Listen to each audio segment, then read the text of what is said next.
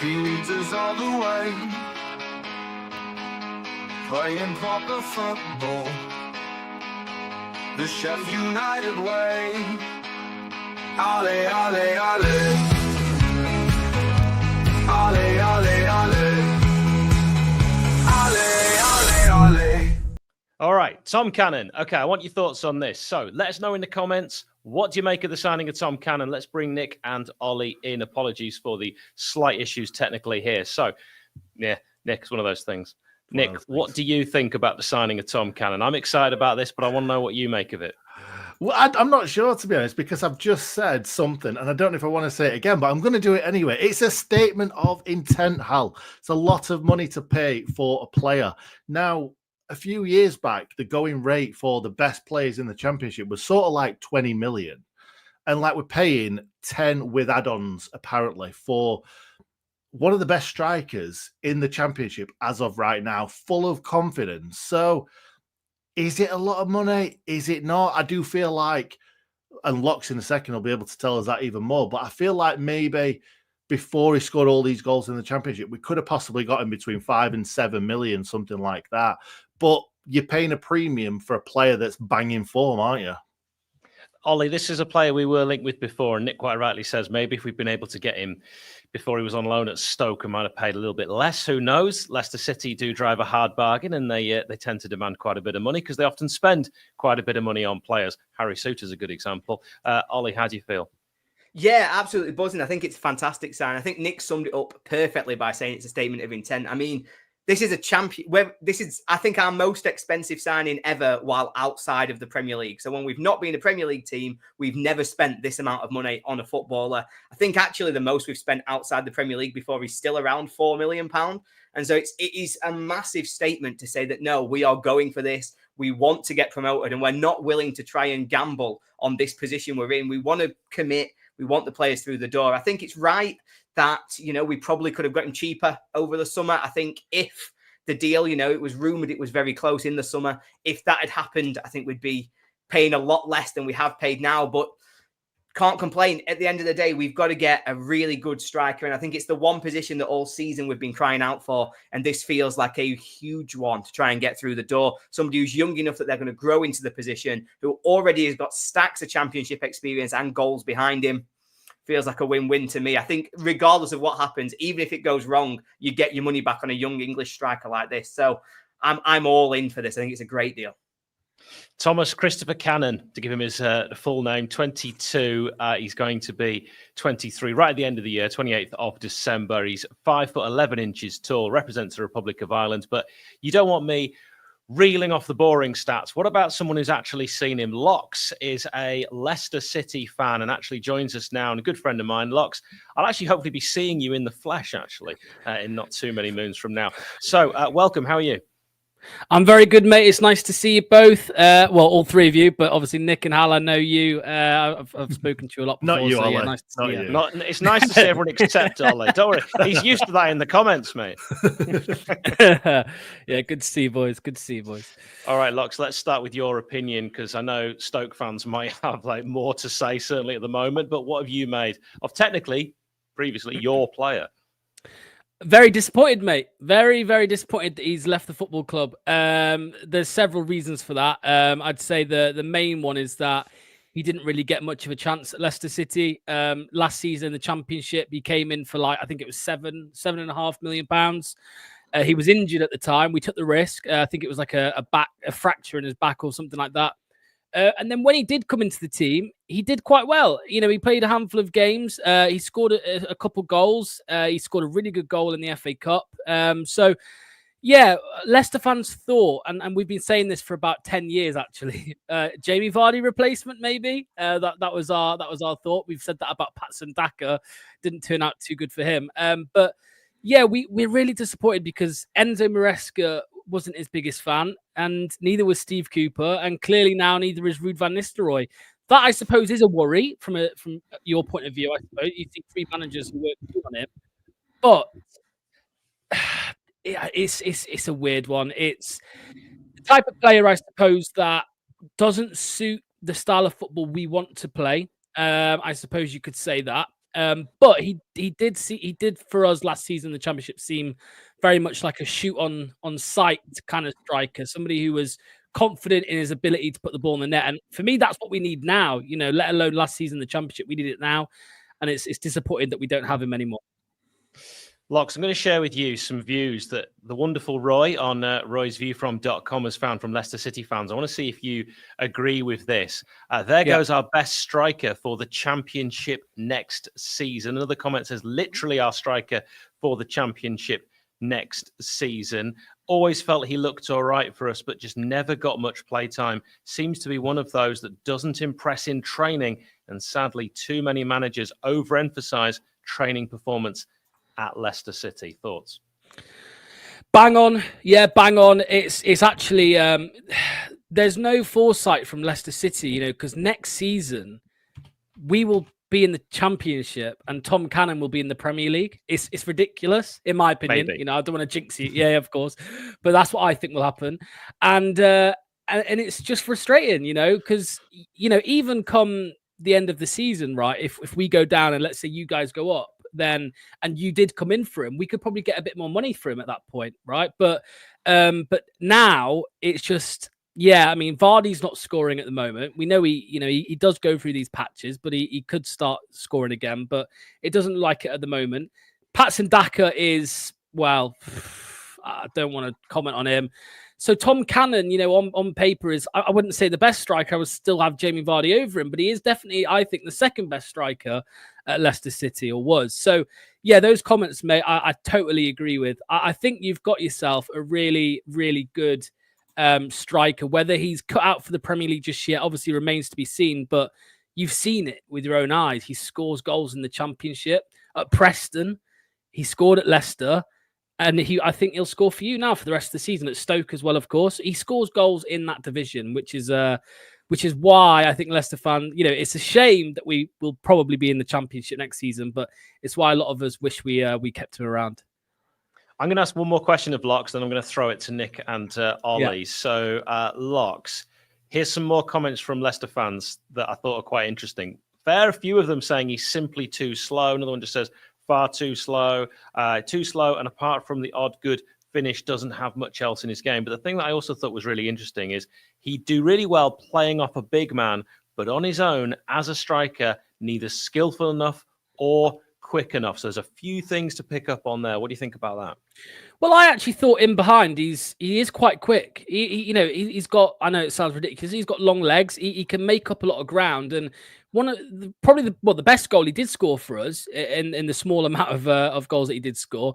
It was a run in behind, a long ball over the top. I'm sure you've seen it, right? Because he's coming, so you've seen the goal. But I think was it Millwall? I think it was, took it around the keeper and popped it in the net. So I don't buy that too much. You've got to remember, right, for Leicester, he was playing in an Enzo Maresca system, which really didn't see much space in behind. So I don't really know what they're judging that off. I actually think he is quick enough, is what I will say. Of course, he's not Vardy of 10 years ago, but he can make up a lot of ground, and I don't really buy them comments too much, mate, to be honest with you. That's actually quite good that you say that, because we've got a video on this channel that I did a couple of weeks ago where I said he's no slouch. And I got that from Stoke fans that told me he was no slouch. So I was actually really surprised that the constant reoccurrence of people insinuating that he's slow. Nick, do you want to throw something at Locks?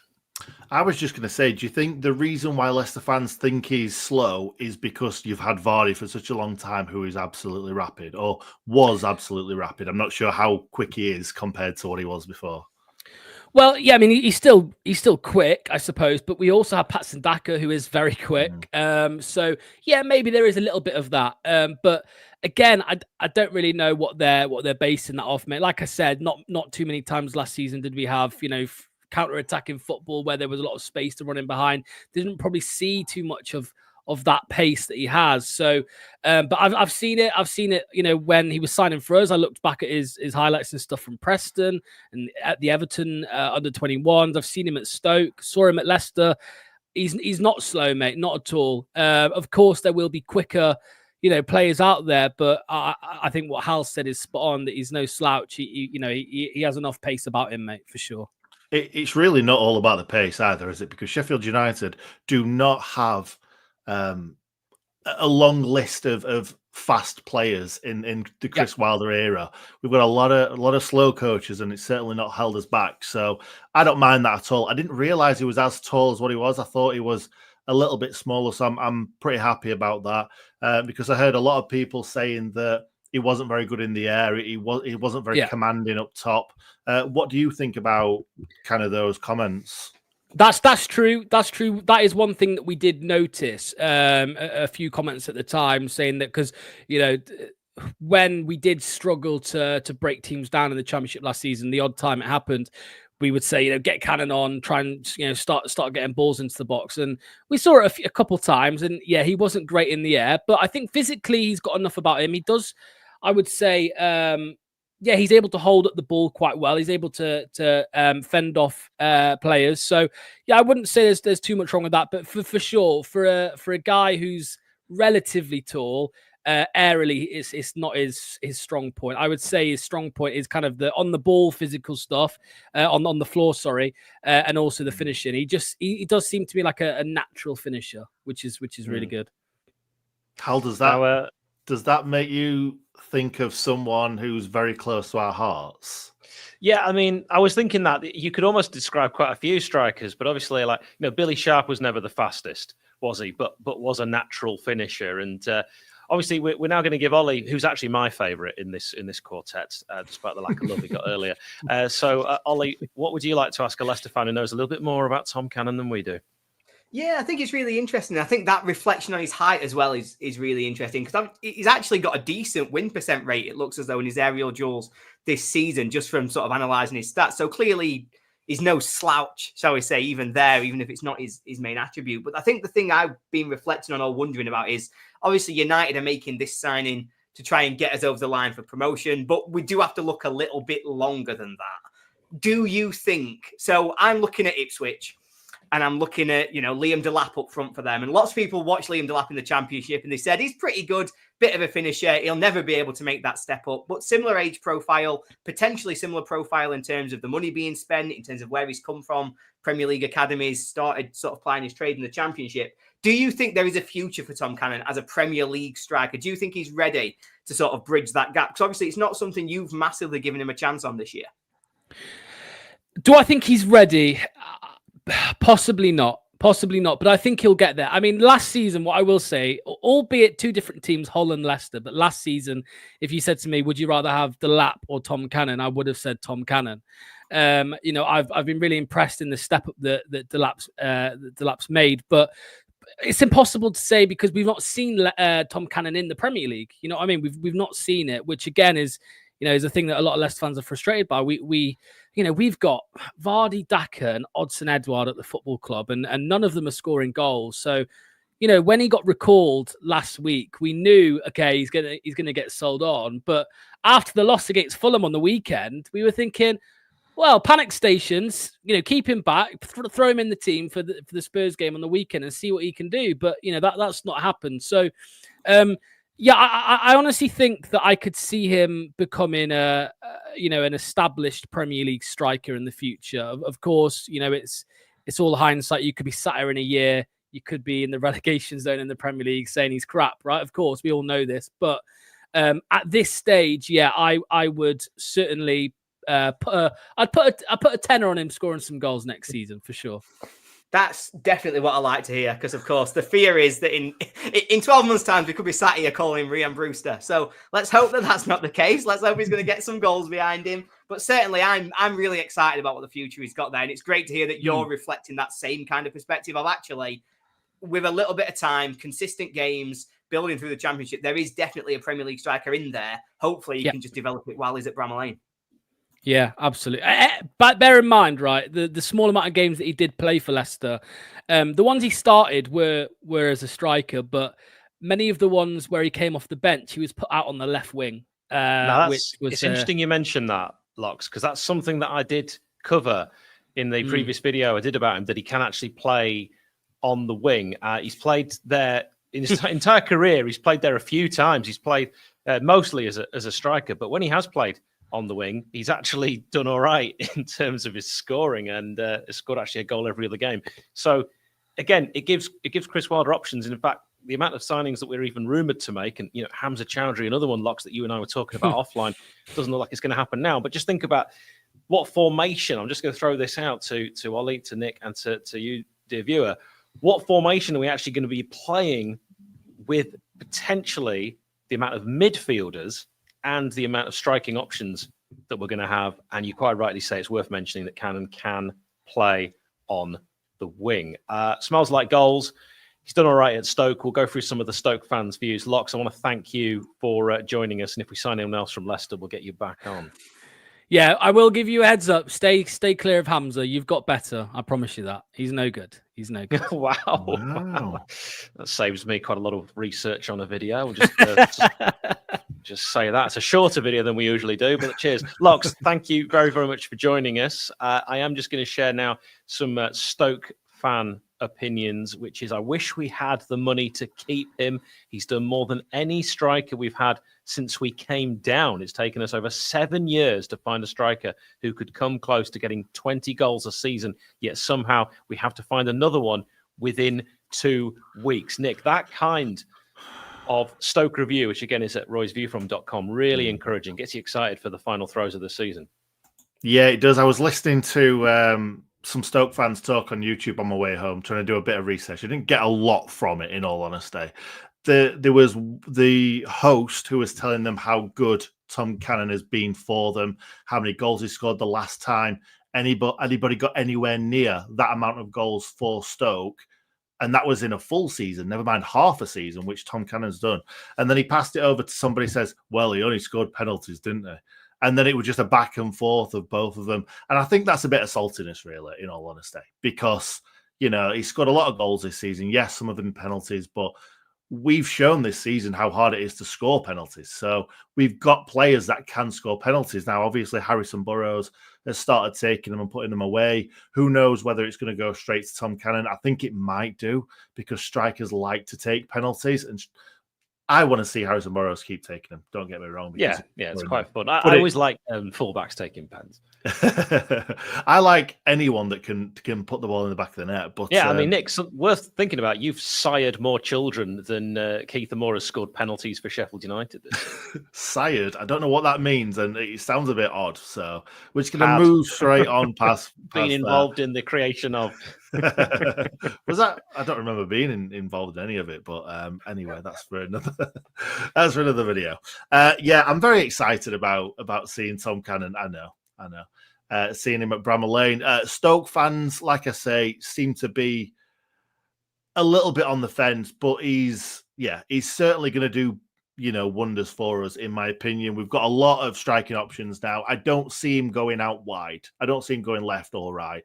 I see him being our focal point.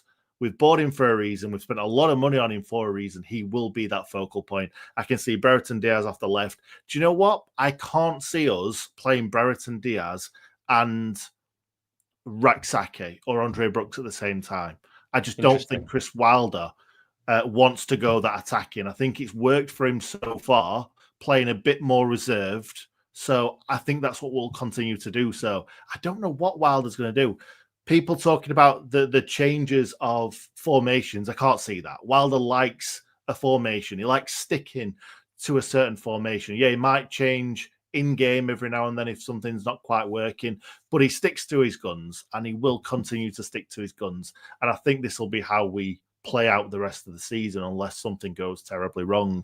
But we're certainly building for a real good push for promotion. And I know we're second, so we are already in the throes of a promotion push, but we're just properly going for it, aren't we? Like, gone are the days when we're bringing in Gary Medina and Scott Hogan on loan. We are paying 10 million for a player, and that is crazy, because what happens if we don't go up?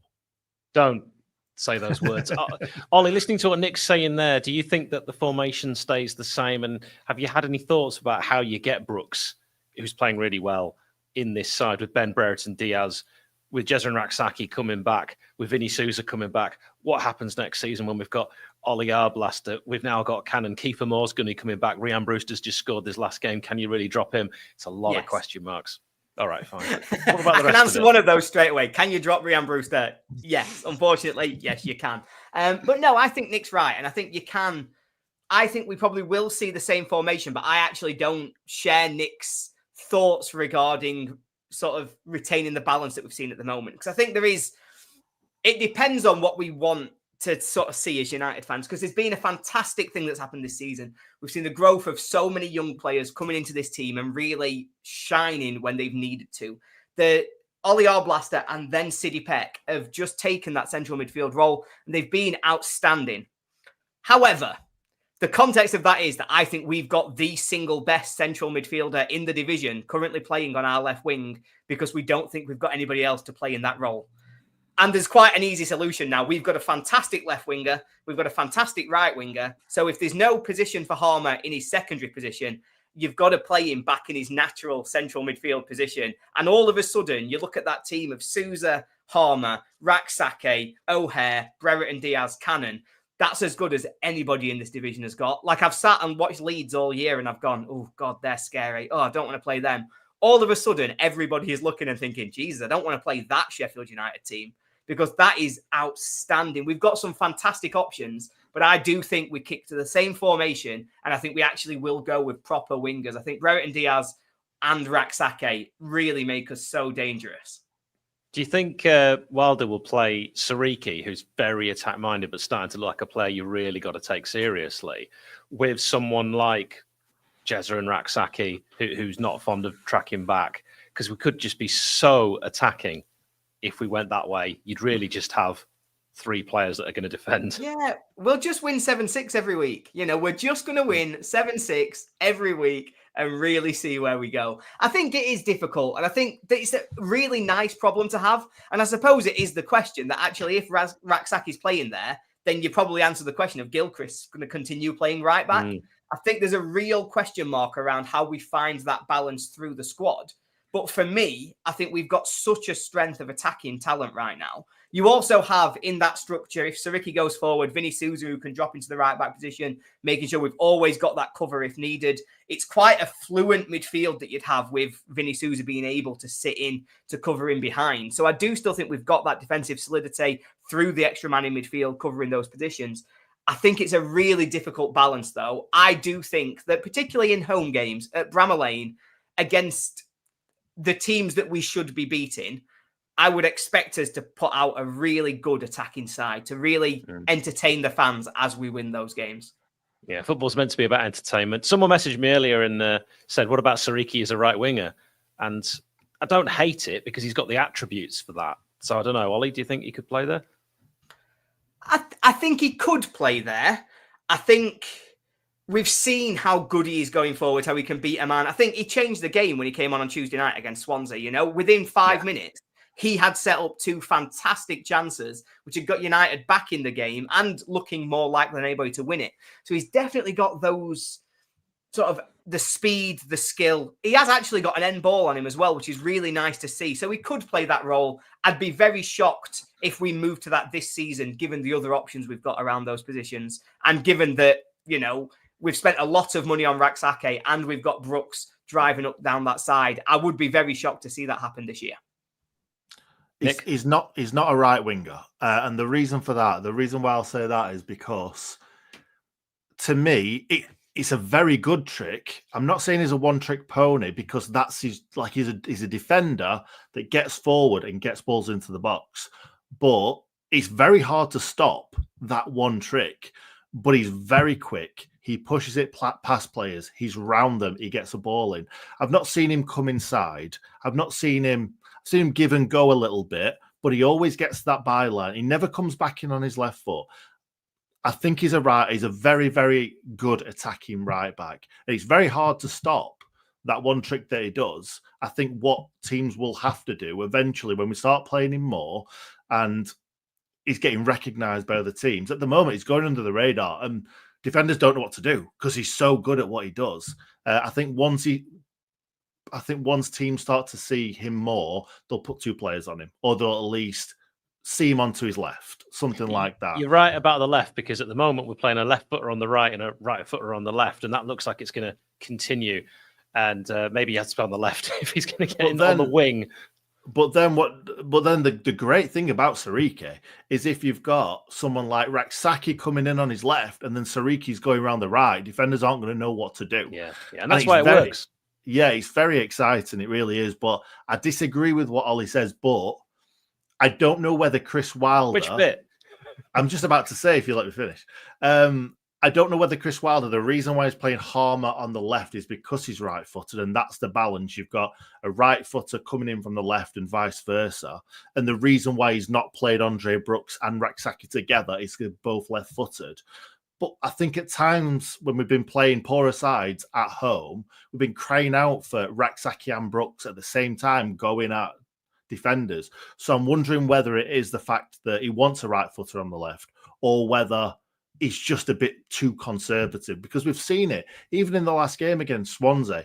They were down to 10 men and we were sat back for like the last 10-15 minutes. Like, we should be getting on the ball, passing the ball around, making them tired. We're just literally sitting back. So this iteration of Chris Wilder seems a lot more defensive minded than the last one, in my opinion.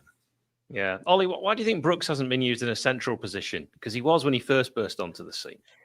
I think he will be on Friday night. I expect him to start in that central position on Friday. I think it's probably the most natural option, and I do expect to see us exploring that, at least in the short term. I think long term, the reason that we've not seen him dropping into those positions is just because of the emergence of the players who are in there at the moment. I think, you know, with Vinny Souza and Arblaster and then Sidney Peck, we've had some of the top performers, I would say, in the division in terms of playing that position, getting what we want out of it. And so it's probably been just a case of necessity where we're looking at Andre Brooks and we're saying, we'd love to get you more game time, get you into this team, but we've got a really solid central midfield there. You know, when Tom Davis, it's a real shame about his injury, has knocked him back a little bit, because I was really impressed with the work he does off the ball, his energy, his commitment to making sure that United are in control of games of football. So I think it's probably just been that there's not been a place for him. But as I say, I do expect to see him dropping back into central midfield against Hull. I think we will start to see whether or not he can play that role the same way. Obviously, when he first broke into United's team, it was while we got the three. Therefore, there's a little bit more defensive cover. He had a little bit more freedom. And what you saw him doing so well was a really proactive press through trying to drive United's defence. So rather than sitting in, waiting for them to come onto him, he was always driving forward to chase the ball. And that really brought out his energy, and it's a different style to what United do now. Our two central midfielders rarely do that in terms of committing, because it leaves such a space. So it could also be a little bit of a tactical nuance to it. It's a slightly different central midfield position to what he played last year. Interesting. All right. Let's temper some excitement with Tom Cannon before we finish. That's what we've largely been talking about. So more Stoke opinions from roysviewfrom.com. Cannon was decent for us, got some goals, even if his overall game wasn't great. Personally, don't think he'll make it in the Premier League. Another comment says, I don't think Tom is good enough footballer to make it in the Prem. Should have a successful career at Championship level. 15 to 20 goal a season player, possibly more for a top side. Pity we couldn't keep him, but he is replaceable. Not great in the air, medium paced, not really suited as a single striker, which is now something we've heard a few times. Nick, any concerns with those comments? He was a single striker at Stoke. That's what I've been told. So I don't know why that's been said. I don't have any worries about it. He will score us goals. I'm 100% certain of that, especially in the Championship, because, yeah, Ollie mentioned Ryan Bruce earlier on. He scored goals for Swansea, and that's the main reason why we bought him, because we knew he could do it. He hasn't done it since, but Tom Cannon's done it. He scored goals everywhere he's been. He only scored 3 at Leicester in 16. That's not great, but that's not also terrible. He has scored goals. Sometimes strikers find it hard to get off the mark, and then they're stuck on that 0 and they can't get off it. He scored goals for Preston. He scored 8 in 21, which is pretty good in a 12th place Preston side, which I'm sure that's where they finished that season. You don't even need to look it up. Not at all. Not at all. And then obviously scored 11 in 25. That's incredible. 8 and 11 in 2 halves of Championship seasons. And you've got to think about it and think that's him going out on loan. It's hard to kind of start playing with other players that you don't know. You've hit the ground running, you've scored loads of goals, and then you've gone again, and then you've come back to a different side. He just scores goals wherever he goes, and that's good to see. Whether he can hack the step up, remains to be seen, but he's still young. He'll be in a better side. No offense to Stoke fans, if there are any of them watching, or Preston fans, he'll be in a better side in the back end of this season. He might not score as many goals because he won't be the focal. We won't need him to score the goals because hopefully we've got Brereton Diaz. He's going to pitch in. We've got Raksaka. He will score goals. Brooks will continue to score goals. Brewster may continue to score goals. We'll have to wait and see, but there'll be a lot of players. Harmer. There'll be a lot of players. We haven't even spoken about Harmer that will be kind of pitching in with all these goals. So it won't just need to be him like it was at Stoke. Well, from more of my research, he relies on chances being created for him. So he's not a player that's going to take the ball, run past 3 or 4 players and put it into top bins where the owl sits, as they say in Brazil. And he's only registered 1 assist this season. So this is a striker that is a striker. You know, he is not going to be laying it off to someone else who he thinks, oh, I don't fancy this one. He's going to have a shot if he gets the opportunity. Now, I watched a little bit of him for Stoke, and there were games, and you can see some clips of this as well, where he did need quite a few chances to get a goal. And there were other games where he looked a bit more like a fox in the box. And again, that Nick might be right. It might come down just to confidence. And if he gets off to a good start at Sheffield United, who knows? That could be all he needs. And then we're looking back at this as one of the best signings in Sheffield United history. And it probably needs to be for the money spent because, you know, Ollie, when we talk about big signings, you know, in Sheffield United's history, some have worked and some haven't. Yeah, and it does seem to be very much a case of the more money United spend, the less successful the player tends to be when they come through. Obviously, there are some in there where like Sanderberg, for example, you look at him, you say he did all right, but there's not many who've come in for the money and really shone in a Sheffield United shirt, who've really driven us forward to that next level. So we do really want this one to be a success. I think in terms of Cannon's style, though, I think you're right. He does potentially occasionally need 1, 2, 3 chances.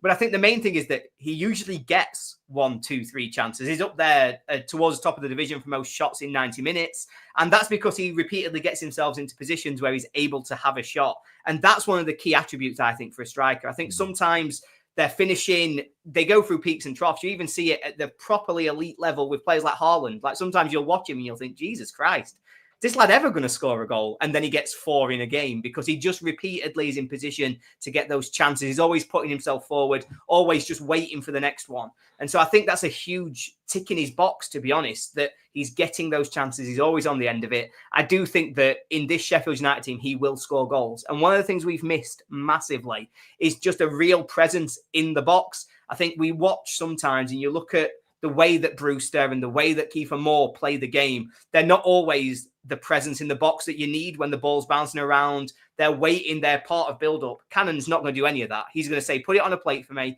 and I will put this in the back of the net. And with the players we've got, with Harrison Burrows, he's going to love that relationship because he's always going to want to look for that killer ball. Harmer and O'Hare are going to absolutely love the space that gives them because with him backing off, wanting to play on the edge of the area, play in the area, that space between midfield and defence just becomes stretched all the time. So O'Hare and Harmer should have field day in there, along with the wingers. I think he is the perfect striker for what United need right now. So I understand the concerns about him needing chances, but I actually think of all the big money signings we've made, this one feels like it fits United. It feels like the right one at the right time. And nobody else, I think, can really say that was true because they've all had different things that have affected them. A lot of the money spent, for example, even just things like COVID, it's not a great environment to come to a new country, to a new club, to be trying to settle in. And that's cut the legs off a lot of our big money signings. But this one feels like it's a perfect moment for Cannon to be coming into a team at the top of a championship who are in form, who are creating chances. I think this one's the first time I'm looking at it going, this feels like one that's going to succeed. And it's a permanent move as well. He's finally got that home. Because he went to Leicester. He's not played a lot of games. Didn't play many games at Everton either. He seems to play a lot of games for teams that he's been on loan at. And it's never that home. Now he's got that home. We need to treat him right. We need him to score lots of goals for us. He's also, we're talking about his bad attributes, like he's not very good at jumping. He's not very quick, which he clearly is a bit quick. He runs in behind really, really well. Lots of his goals that I've seen from Stoke this season is running, is constantly moving. Even the goals, I watched the game I looked at the game where he scored, I believe it were 4 goals. And even the goals that he didn't score, you've seen him running in behind. Like he's constantly moving. And that's why he reminds me of Billy Sharp so much. Obviously, Billy Sharp didn't have quite the legs that Tom Cannon has, but he's darting in and out. He's constantly moving. He shoots from distance. His shooting, or the shots that I've seen him take, remind me a little bit of Ryan Bruce, where he's got that much confidence in his shooting ability that he'll shoot from distance. And sometimes it'll go in, sometimes it won't. But like Ollie said earlier on, you want players to take on those shots. And I've also even seen him score a free kick, Callum. We don't score many of them, do we? Give Cannon the ball. Before we finish, Tyrese Campbell, we've hardly mentioned him. He's the best player in the world. How on earth is he, Ollie, going to fit in this team? Yeah, and it's a really difficult one. But I think actually, the way that you look at team building and the way that we're looking at structuring our play, he's a fantastic option for 30 minutes off the bench at the end of the game. You think about his legs, the way that he stretches defenses. You can have 60 minutes of Tom Cannon pushing them back, trying to only get the ball around the box, really occupying the defense. So they've always got to be thinking about his movement. And Tyrese Campbell gives a completely different option. So in those games where it's been difficult, where we've really struggled, it's been 0-0, or we've had to really fight to try and get ahead in the game, Campbell's another option then that comes off the bench and just stretches the play in a completely different way. So I do think it's a shame for Campbell because he's had a fantastic first half of the season. He's really started to find some form. His injury came at the worst possible time in terms of him really kicking on to Leeds United for the rest of the season. But I do think it probably leaves him as first reserve. He'll be coming off the bench. He'll be that different option. We might occasionally see him coming in off one of the wings. If we start to have fitness issues, if we start to have a little bit of a concern about who's going to be available, he can play left wing. We could probably see him on the right wing, but as Nick has already alluded to, it's unlikely we'll see him on the right wing. He's wrong-footed for it. So I do think we might see him occasionally coming on the left wing as well. So I hope he does still have a big role to play because I really like him, really like the way that he's been sort of playing for United first half of the season. But I do think this is a move that sees him knocked just a little bit down the pecking order. Let us know in the comments what you make of this signing. I've got a really great quote here, again, from roysviewfrom.com. I like giving him a shout out because Andrew is really supportive of this channel. He watches every single video. And if you're a Sheff United fan and you watch the Sheff United way, you're a proper Sheff United fan. Now, this is a great quote from Preston fans that Roy got. Just a friendly reminder that we had Liam Delap and Tom Cannon up front in the same season and we still finished 12th. That's incredible. I love that. Nick, before we go, we need more signings. The transfer window won't close, it'll slam shut. What is the next? Hello, Ollie's dog. What is the next priority position? I think it's a centre-back.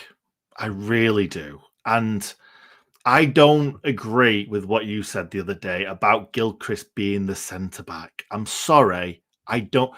He showed it the other day against Swansea where he comfortably just got nudged in the back very slightly and it was a free header. He's not a centre-back. He's not even I don't think he's a right-back or a centre-back. I think he's a right-sided centre-back in a 3. That's what I think he is. So I don't want to see him there. I want to see him either play right-back or Sariki right-back in him on the bench. I want to see a big, towering centre-back.